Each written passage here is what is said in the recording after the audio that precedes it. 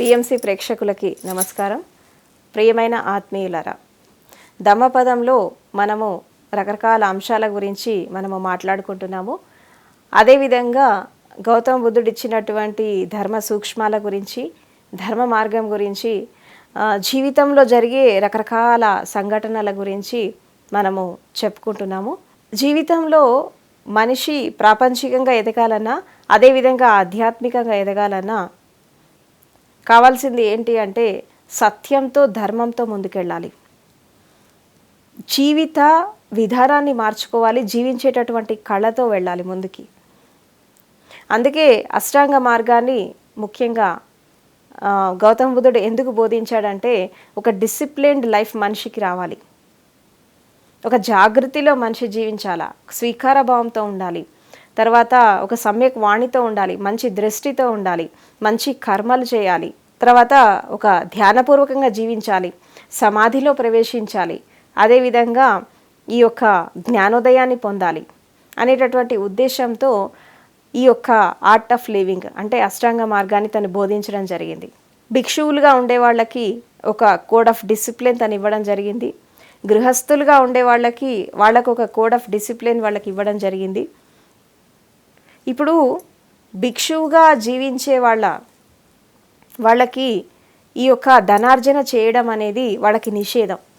ఎందుకంటే భిక్షువు సన్యాసి ఎప్పుడు కూడా వాళ్ళు సమాజం మీద, వేరే వాళ్ళ మీద డిపెండ్ అయి జీవించాలా. ఒక దానంతో వచ్చినటువంటి, ఒక భిక్షగా వచ్చినటువంటి దాన్ని స్వీకరించి దాంతో తను ఒక జీవితాన్ని ముందుకు తీసుకెళ్ళాలి అని చెప్పి బుద్ధుడి కాలంలో ఉండేదన్నమాట. అదొక నియమం ఉండేది బుద్ధుడి కాలంలో. అదేవిధంగా గృహస్థులు అన్న వాళ్ళకి తప్పకుండా వాళ్ళు సంసారంలో ఉంటారు కాబట్టి వాళ్ళకి దానాలు ధర్మాలు చేయాలి, పుణ్యంతో బ్రతకాలి, తర్వాత గృహస్థు ధర్మాలతో జీవించాలి, ఈ యొక్క ధర్మార్థ కామ మోక్షాలని వాళ్ళు దాటాలి అనేటటువంటి ఉద్దేశంతో వాళ్ళకి డిఫరెంట్గా ఒక నియమాన్ని ఇవ్వడం జరిగిందనమాట. సత్యంతో, ధర్మంతో ముందుకెళ్ళే వాళ్ళ జీవిత విధానం అనేది ఎట్లా ఉంటుంది, అదేవిధంగా ఈ యొక్క ప్రాపంచికంగా బ్రతికే వాళ్ళు, ఎలాంటి ధర్మాచరణ లేని వాళ్ళు, అండ్ తర్వాత ఎలాంటి ఒక డిసిప్లిన్డ్ లైఫ్ లేని వాళ్ళు, వీళ్ళ జీవితం అనేది ఎట్లా ఉంటుంది అని మనము ఒక కంపారిటివ్గా మనం చూసినప్పుడు అప్పుడు ఏమైపోతుందంటే ఆటోమేటిక్గా వీళ్ళ జీవిత విధానం వాళ్ళ జీవితం కంపారిటివ్గా చూసినప్పుడు మనకి ఈజీగా అర్థమైపోతుంది వాళ్ళు ఎలా జీవిస్తున్నారు, వీళ్ళు ఎలా జీవిస్తున్నారు అని చెప్పి. సో కాబట్టి ఇక్కడ ఒక విషయాన్ని అర్థం చేసుకోవాలి ఏంటి అంటే, మనుషులు ధర్మాచరణలో, సత్యాన్వేషణలో వెళ్తున్నప్పుడు జీవిత విధానం ఎట్లా ఉంటుంది అంటే, వాళ్ళు ప్రతి క్షణము జాగృతిలో, ప్రతి క్షణం ఎరుకలో వాళ్ళు జీవిస్తారు. ప్రతి క్షణం ఒక అవేర్నెస్ అంటే వాళ్ళు మాట్లాడే ప్రతి మాట, ఆచరించే ప్రతి కర్మ, తర్వాత వేసే ప్రతి అడుగు కూడా చాలా జాగ్రత్తగా వేస్తారు. అలా వేయడం వల్ల ఏమైపోతుందంటే జీవితంలో పొరపాట్లు అనేవి జరగవు. వాళ్ళు ఏది మాట్లాడినా ఒక సత్యం మాట్లాడతారు. వాళ్ళు ఏ పని చేసినప్పటికీ కూడా అది ఒక లోక కళ్యాణం కోసం చేస్తూ ఉంటారు. సో కాబట్టి గౌతమ బుద్ధుడి జీవితంలో ఒక బ్రాహ్మణుడు ఉండేవాడు. ఆయనకి వ్యవసాయం ఉండేదన్నమాట. ఆ వ్యవసాయము చేస్తున్నప్పుడు ఆ పంట వచ్చినప్పుడల్లా 4 పంటలు వచ్చినప్పుడల్లా కూడా అది ఈ యొక్క బౌద్ధ భిక్షువులకి దాన ధర్మాలు చేసేవాడు అనమాట, ఎస్పెషల్లీ మాంగ్స్కి. సో ఇలా చేస్తున్నటువంటి క్రమంలో బుద్ధుడు తన ఇంటి ముందుకు వచ్చి ఎప్పుడన్నా భిక్ష కోసం అడిగినప్పుడు కూడా ఆయన చాలా ఇచ్చేవాడు. ఒకరోజు ఏం జరుగుతుందంటే, గౌతమ బుద్ధుడు భిక్షాటన చేస్తున్నటువంటి క్రమంలో ఈ యొక్క బ్రాహ్మణుడి ఇంటి ముందుకు వచ్చి నిలబడతాడనమాట. ఆ టైంలో తను భోజనం చేస్తూ ఉంటాడు. ఆ భోజనం కూడా ఎట్లా చేస్తాడంటే, తను వాకిలికి అటువైపు తిరిగి భోజనం చేస్తూ ఉంటాడు. ఈ యొక్క బ్రాహ్మణుడి యొక్క భార్య ఏం చేస్తుందంటే, ఈ బుద్ధుడు వచ్చినటువంటి విషయాన్ని ఆవిడ గమనించి ఆయన కనబడకుండా ఆయన్ని దాచేస్తూ ఉంటాడు, ఆయనకు అడ్డంగా నిలబడతా ఉంటుంది. ఆయన కనబడకూడదు అని చెప్పి, కనబడితే మళ్ళీ అన్నీ దానం ఇచ్చేస్తాడు, అన్నీ చేస్తాడు. సింపుల్గా అంటే ఉమెన్ సైకాలజీ అనేది ఎట్లా ఉంటుంది, ఇక్కడ ఒక విషయం అర్థం చేసుకోవాలి. ఏంటి అంటే, ఇప్పుడు ఆల్రెడీ ఆవిడ వంట అది మొత్తం కంప్లీట్ చేసుకుంది, ఆల్రెడీ ఆయనకు వడ్డించింది. ఇప్పుడు తను ఈ యొక్క బుద్ధుడిని చూస్తే మళ్ళీ తను వండిన పదార్థాలు అని చెప్పి వాళ్ళకి దానం ఇచ్చేస్తాడు. మళ్ళీ తను వంట చేయాల్సి వస్తుంది, మళ్ళీ నేను తను కష్టపడాల్సి వస్తుంది అన్నటువంటి ఉద్దేశంతో ఆయన కనబడకుండా దాచేస్తూ ఉంటుంది. కానీ ఈ బ్రాహ్మణుడికి ఆ యొక్క బుద్ధుడు వచ్చినటువంటి ఆ యొక్క సంకేతాలు అందుతూ ఉంటాయి అన్నమాట. ఆ సంకేతాలు అందుతున్నటువంటి క్రమంలో ఆయన గమనిస్తాడు.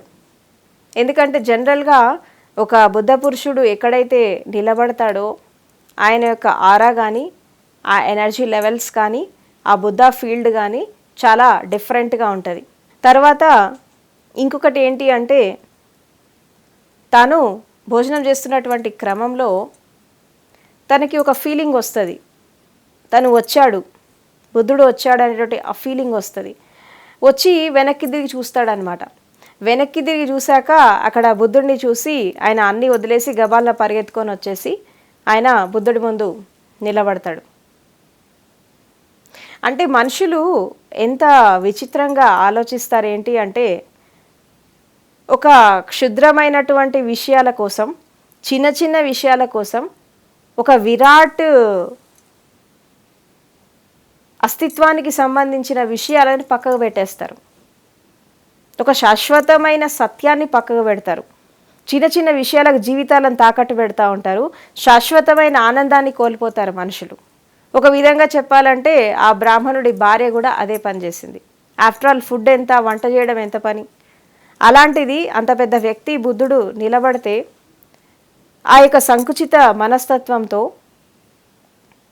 ఒక చిన్న ఆలోచనతో తను ఒక విరాట్ అస్తిత్వానికి సంబంధించినటువంటి బుద్ధ పురుషుణ్ణి కూడా ఆమె గుర్తించలేకపోయింది. చిన్న చిన్న విషయాలకి జీవితాలను తాకట్టు పెట్టద్దు అని ఎందుకంటారంటే, జీవితం అనేది అంత చిన్నది కాదు, జీవితం అనేది చాలా విరాట్ రూపం దాలుస్తుంది. జన్మ జన్మల మన యాత్రలో మనం ఇంత కష్టపడి ఈ భూమి మీదికి వచ్చింది దేని కొరకంటే ఆ యొక్క సత్యాన్ని, ధర్మాన్ని పట్టుకోవడానికే. వాస్తవానికి మన యాత్ర భూమి మీద ఒక అనంత కాలం నుంచి నడుస్తుంది. మనం ఇక్కడ కొత్త వాళ్ళం కాదు, మనం ఇక్కడ కొత్తగా రాలేదు, మనము అందరి మహాపురుషుల కాలంలో ఉన్నాము. ఇప్పుడు కూడా ఎంతోమంది గొప్ప గొప్ప వాళ్ళు ఉన్నారు, అయినా మనం వాళ్ళని పట్టించుకోం. ఒకవేళ వాళ్ళ మార్గంలో నడుస్తున్నప్పటికీ కూడా కరెక్ట్గా ఆచరించం, దాన్ని ఆ యొక్క సత్యాన్ని అందిపుచ్చుకోం. ఇలా అందిపుచ్చుకోకపోవడం వల్ల ఏమైపోతుందంటే మనుషులు చాలా విచిత్రంగా జీవిస్తున్నారు. అంటే ప్రతి మనిషి యొక్క ఒక స్థితి అనేది ఎట్లా ఉంది అంటే, సముద్రాన్ని తలవైపు పెట్టుకొని చేప దాహానికి ఏడుస్తుందట. అదేవిధంగా ప్రతి మనిషి కూడా తన చుట్టూ ఒక విరాట్ అస్తిత్వం యొక్క శక్తిని పెట్టుకొని దుఃఖంలో, బాధల్లో ఉన్నాడు. ఇది ప్రతి మనిషి యొక్క దౌర్భాగ్యమైన పరిస్థితి. ఇప్పుడు ఈ యొక్క అస్తిత్వం అనేది, విశ్వం అనేది చాలా ఆనందపూర్వకంగా, సెలబ్రేటివ్గా ఉన్నప్పుడు, ఒక ఉత్సవపూర్వకంగా ఉన్నప్పుడు మనిషి ఎందుకు దుఃఖంలో ఉంటాడు? దాన్ని గుర్తించలేకనేగా, దాన్ని అందుకోలేకనేగా దుఃఖంలో ఉండేది. సో కాబట్టి ఇక్కడ ఏమైపోతుందంటే, అందుకే మనుషులు చిన్న చిన్న విషయాలకు జీవితాలను తాకట్టు పెట్టద్దు. అనంతమైనటువంటి ఆనందం అనేది మన సొంతం. అది చిన్న చిన్న వాటికి జీవితాలను పోగొట్టుకోకండి. లైఫ్ అనేది two short to be little అంటారు. ఎప్పుడు ఏమవుతుందో ఎవరికి తెలీదు. ఈ కాస్త లైఫ్ని దుఃఖంతో, బాధలతో జీవించాల్సిన అవసరం లేదు. ఆనందంగా, సంతోషంగా జీవించవచ్చు, ప్రేమపూర్వకంగా జీవించవచ్చు. మూర్ఖుల్లాగా జీవించద్దు, జ్ఞానవంతుల్లాగా జీవించాలి, వివేకంతో జీవించాలి, ప్రజ్ఞతో జీవించాలి, ఒక సమత్వంతో జీవించాలి, మానవత్వంతో జీవించాలి, కంపాషన్ అండ్ లవబుల్గా జీవించాలి. ఇది జీవితం యొక్క ముఖ్య ఉద్దేశం ఒక విధంగా చెప్పాలంటే. ఎవరైనా ఒక మహానుభావుడు కళ్ళ ముందు పడ్డప్పుడు తప్పకుండా వాళ్ళకి రెస్పెక్ట్ ఇవ్వాలి. సో ఇక్కడ ఆ భార్య తనని ఎంత ఆపడానికి ప్రయత్నం చేసినప్పటికీ కూడా ఆ బ్రాహ్మణుడు బుద్ధుడి యొక్క ప్రజెన్స్ ఫీల్ అయ్యి తను లేచి బయటికి రావడం జరుగుతుంది. బయటికి వచ్చాక ఆయనకి కాళ్ళకి దండం పెట్టేసి ఆయనకి సపర్యలు చేస్తాడనమాట. అంటే ఒక బుద్ధ పురుషుడు మన ఇంటి ముందుకు వచ్చాడు అంటే మనము జీవితంలో మారేటటువంటి సమయం ఆసన్నమైనది అని చెప్పి ప్రతి వ్యక్తి గుర్తించాలి. వాస్తవానికి మనము జ్ఞానులను వెతుక్కుంటా మనం పోము. వాళ్ళ టైం వచ్చినప్పుడు, సమయం వచ్చినప్పుడు వాళ్ళే మన దగ్గరకు వస్తారు. ఎందుకంటే ఒక అంధకారంలో ఉండేటటువంటి ఒక వ్యక్తి వెలుగులో ఉండేటటువంటి ఒక గురువుని అన్వేషణ చేయలేడు. కాబట్టి ఆ వెలుగే వస్తుంది ఈ అంధకారాన్ని దూరం చేయడానికి. కాబట్టి టైం వచ్చినప్పుడు బుద్ధ పురుషులు వాళ్ళే మన దగ్గరకు వస్తారు. వాళ్ళు మన దగ్గరకు వచ్చినప్పుడు మనం వాళ్ళని తిరస్కరించద్దు, వాళ్ళని ఆహ్వానించాలి మన జీవితంలోకి. ఎప్పుడైతే వాళ్ళని మన జీవితంలో మనం ఆహ్వానిస్తామో అప్పుడు మన జీవితంలో ఒక వెలుగు అనేది రావడం జరుగుతుంది. అందుకే మనిషి వెలుగు నుంచి వెలుగుకి ప్రయాణం చేయాలి, అంధకారం నుంచి వెలుగుకి ప్రయాణం చేయాలి. అంతేకాని వెలుగు నుంచి చీకటికి ప్రయాణం చేయొద్దు, అదేవిధంగా అంధకారం నుంచి అంధకారంలో పడిపోవద్దు. కాబట్టి ఆ యొక్క బ్రాహ్మణుడి మనస్సులో తను కూడా భిక్షువు కావాలి అనేటటువంటి ఆ ఇంటెన్షన్ చాలా ప్రగాఢంగా ఉంది. కాబట్టే బుద్ధుడు ఆయన ఇంటి ముందుకు వెళ్ళాడు. అప్పుడు ఈ యొక్క బ్రాహ్మణుడు బుద్ధుడిని 3 ప్రశ్నలు అడుగుతాడు. ఏంటి అంటే, అసలు భిక్షువు అంటే ఎవరు, అసలు సన్యాసి అంటే ఎవరు, ఆ భిక్షువుకి ఉండాల్సినటువంటి లక్షణాలేంటి, తర్వాత భిక్షు యొక్క జీవిత విధానం అనేది ఎట్లా ఉంటుంది అని చెప్పి ఈ యొక్క క్వశ్చన్స్ అడగడం జరుగుతుంది బుద్ధుడిని. అప్పుడు ఏం చెప్తాడంటే, భిక్షు అంటే ఎవరు అనేటటువంటి ఆ క్వశ్చన్కి బుద్ధుడు ఇచ్చినటువంటి ఆన్సర్ ఏంటంటే, భిక్షువు అనేవాడు ఎక్కడ ఉన్నప్పటికీ కూడా, అసలు భిక్షు యొక్క లక్షణం, సన్యాసి యొక్క లక్షణం ఏంటి, వాళ్ళు ఎక్కడ ఉన్నా ఎలా ఉన్నప్పటికీ కూడా విదేహి అవస్థలో ఉంటారు. ఈ పంచస్కందాలతో నిర్మాణమైనటువంటి ఈ యొక్క శరీరం యొక్క భ్రమల నుంచి బయటపడి ఉంటారు. తర్వాత విదేహి అవస్థలో ఉంటారు, మనసుకి అతీతంగా వెళ్తారు, ఈ యొక్క ప్రాపంచిక ఆకర్షణలకి అతీతంగా ఉంటారు. ఇది భిక్షువు యొక్క స్వభావం. వాళ్ళు ఎక్కడ ఉన్నా ఎట్లా ఉన్నప్పటికీ కూడా ఈ యొక్క నేచర్తో ఉంటాడు, ఈ యొక్క స్వభావంతో ఉంటారు. సో కాబట్టి ఇక్కడ ఒక విషయాన్ని అర్థం చేసుకొని ముందుకెళ్ళాలి. ఏంటి అంటే, మీరు పూర్వకాలంలో భిక్షువులంటే సంసారాన్ని, భార్య పిల్లల్ని వదిలేసి అన్నీ వదిలేసి అడవులకు వెళ్ళిపోయి తపస్సు చేసేవాళ్ళు. కానీ ఇక్కడ మీరు ఆ భిక్షువుకు ఉండేటటువంటి లక్షణాలతో మీరు జీవించగలిగితే మీరు ఎక్కడ ఉన్నా సన్యాసిలాగా ఉన్నట్టే. మీరు గృహస్థ ధర్మంలో ఉన్నారా, లేదంటే హిమాలయాస్లో ఉన్నారా, ఎక్కడ ఉన్నారు, ఆశ్రమాల్లో ఉన్నారు, అది ముఖ్యం కాదు. మీరు ఆ లక్షణాలతో జీవించాలి. అంటే ఈ పాంచభౌతికమైనటువంటి ఈ శరీరము, పంచస్కందాలతో నిర్మాణమైనటువంటి ఈ శరీరం మీద ఈ యొక్క అవగాహనతో, దీని యొక్క విమోహాలు లేకుండా, అటాచ్మెంట్స్ లేకుండా మీరు ఎప్పుడైతే జీవిస్తారో మీరు ఆ స్వభావంతో ఉన్నట్టే. ఇక రెండవది ఏంటి అంటే, భిక్షు యొక్క లక్షణాలు ఎట్లా ఉంటాయి అంటే, వాళ్ళు ప్రేమ తత్వంలో ఉంటారు, అదేవిధంగా మానవత్వంతో ఉంటారు, ఒక కరుణతో ఉంటారు, తర్వాత నిర్లిప్తంగా ఉంటారు. నిర్లిప్తంగా ఉండడం అంటే ఏంటంటే డిటాచ్గా ఉండడం, అస్తిత్వంతో మమేకం అయిపోతారు, ఎగ్జిస్టెన్స్తో మమేకం అయిపోతారు, ఈ యొక్క ప్రపంచంతో డిటాచ్మెంట్లో ఉంటారు.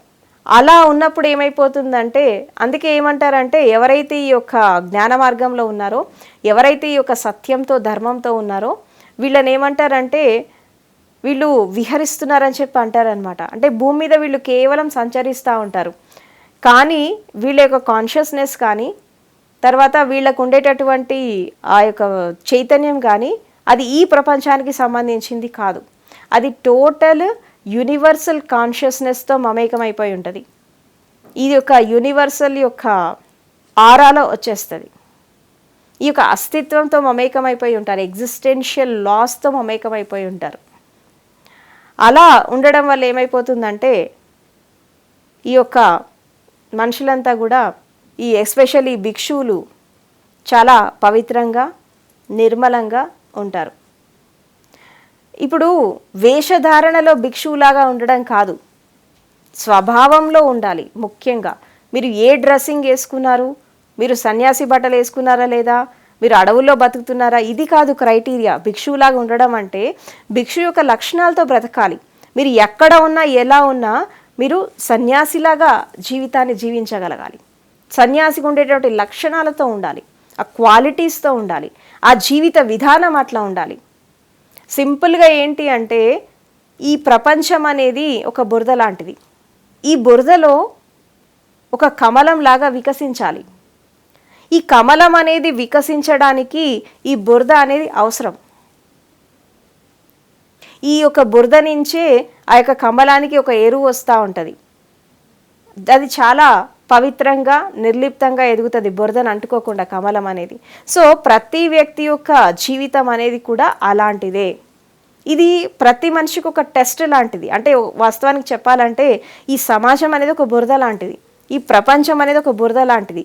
ఈ బురదలో కమలంలాగా వికసించడము అనేది ప్రతి మనిషి జీవితానికి ఒక టెస్ట్, ఒక పరీక్ష. ఆ కమలంలాగా వికసించడానికి చాలా నిర్లిప్తంగా బ్రతకాలి, అన్అటాచ్డ్గా బ్రతకాలి, డిటాచ్మెంట్తో బ్రతకాలి. డిటాచ్మెంట్తో బ్రతకడం అంటే అన్నీ వదిలేసి వెళ్ళడం కాదు. మీరు ఎక్కడ ఉన్నా ఎలా ఉన్నప్పటికీ కూడా మీరు ఆ లక్షణాలతో జీవిస్తే మీరు భిక్షువులాగా జీవించినట్టే.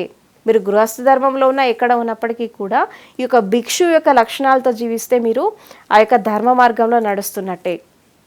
అదేవిధంగా ఇంకొక లక్షణం ఏంటి అంటే ఎప్పుడు కూడా వాళ్ళు భిక్షు యొక్క లక్షణం ఇంకోటి ఏంటంటే ఎప్పుడు జాగృతిలో జీవిస్తారు, అవేర్నెస్లో జీవిస్తారు, సమత్వంలో జీవిస్తారు, ఒక స్థిత ప్రజ్ఞతో జీవిస్తారు. ఇలా ఈ 3 క్వాలిటీస్తో భిక్షు యొక్క జీవితం అనేది ఒక పరిపూర్ణత్వానికి వస్తుంది అని చెప్పి ఆ యొక్క బ్రాహ్మణుడికి బుద్ధుడు బోధించడం జరిగింది. అంటే ఇక్కడ ఏంటి అంటే మనుషులు ప్రపంచంలో ఉన్న,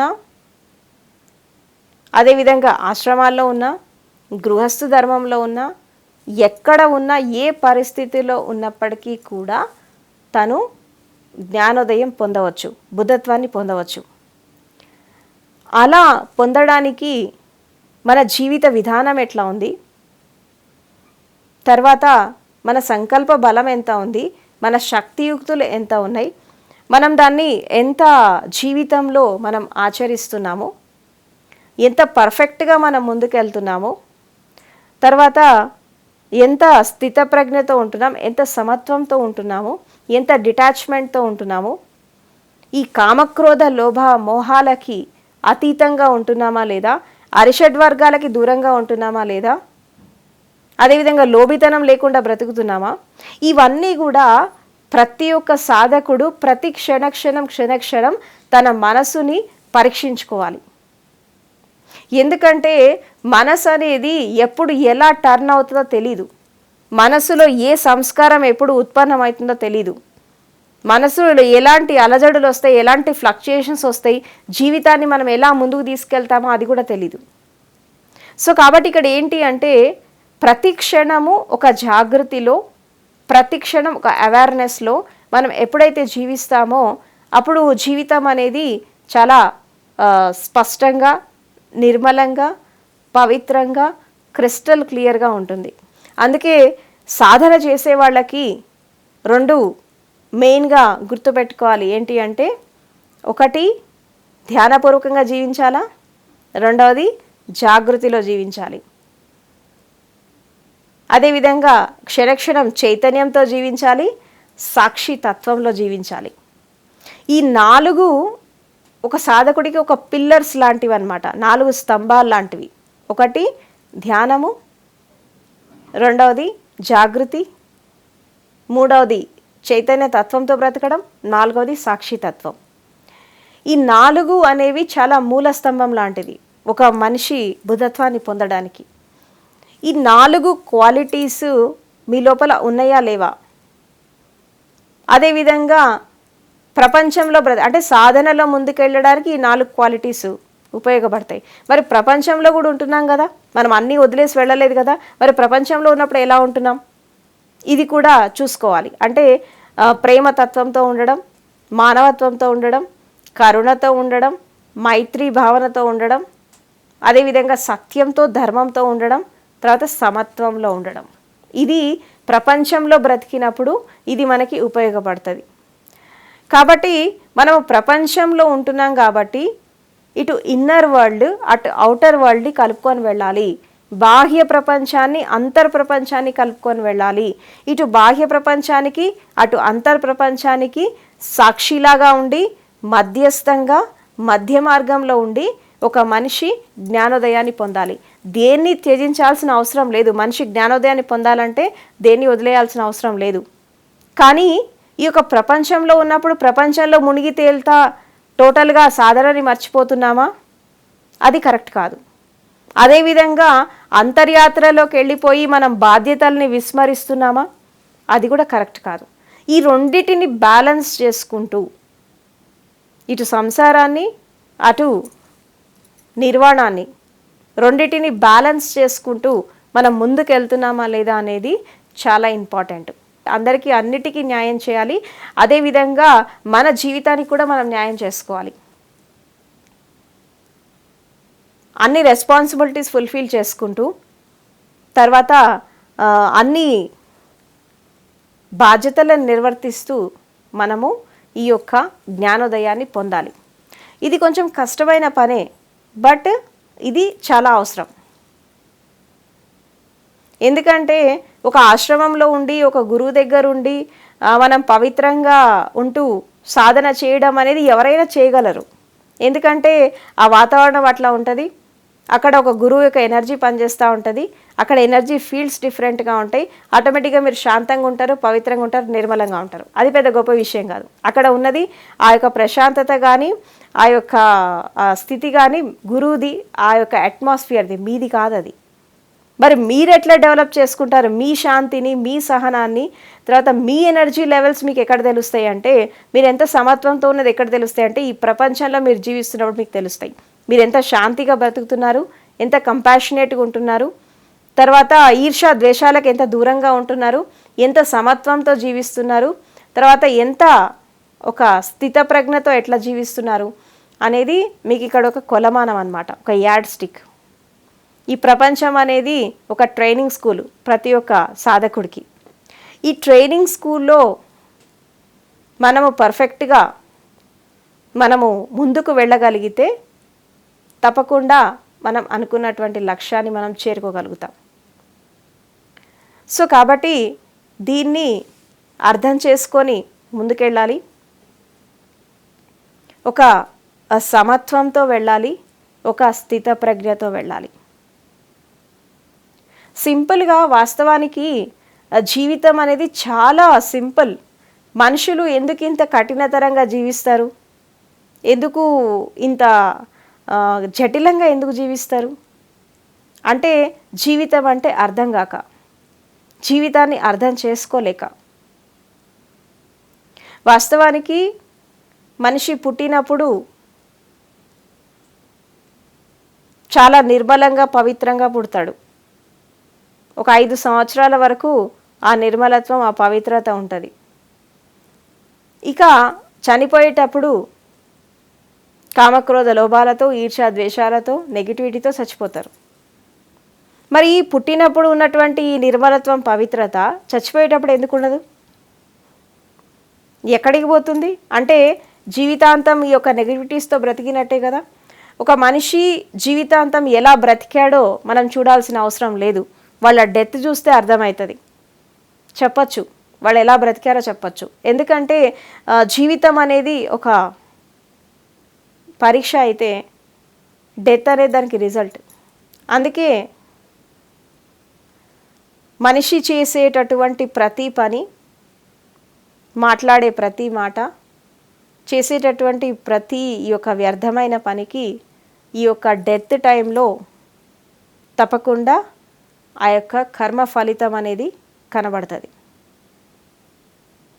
మీరు చూడండి ఎప్పుడన్నా, అలా చూసినప్పుడు వాళ్ళ యొక్క జీవిత విధానం ఎట్లా ఉందో మీకు అర్థమైపోతుంది. సో కాబట్టి ఎప్పుడైనా కానీ దీన్ని అర్థం చేసుకొని ముందుకెళ్ళాలి. ఒక స్థిత ప్రజ్ఞతో వెళ్ళాలి, ఒక సమత్వంతో వెళ్ళాలి. సో అప్పుడు ఈ యొక్క బ్రాహ్మణుడు అడిగినటువంటి ఆ యొక్క ప్రశ్నలు ఏవైతే ఉన్నాయో బుద్ధుడు చాలా సింపుల్గా తను చెప్పడం జరిగింది. ఏంటి అంటే, ఒక వ్యక్తి గృహస్థుగా ఉన్నా సన్యాసిలాగా ఉన్నా తను ఎక్కడ ఉన్నప్పటికీ కూడా ఆ భిక్షు యొక్క లక్షణాలతో తను జీవించగలిగితే తను సన్యాసం స్వీకరించినట్టే అని చెప్పి చెప్తాడనమాట. అన్నీ వదిలేసి వెళ్ళాల్సిన అవసరం లేదు, అన్నీ త్యజించాల్సిన అవసరం లేదు. ఆ క్వాలిటీస్ని డెవలప్ చేసుకోవాలి, ఆ క్వాలిటీస్ని మన లోపల ఇంప్లింట్ చేసుకోవాలి, ఆ క్వాలిటీస్తో మనం బ్రతకాలి. ఆటోమేటిక్గా ఎక్కడ ఉన్నప్పటికీ కూడా మనము ఆ స్థితిని మనం అందుకున్నట్టే.